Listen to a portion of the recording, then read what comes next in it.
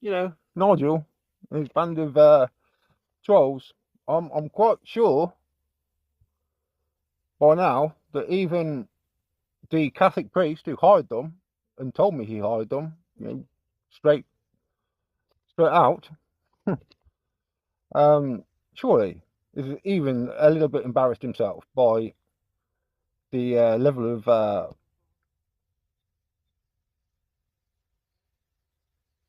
read the comments. Okay. So,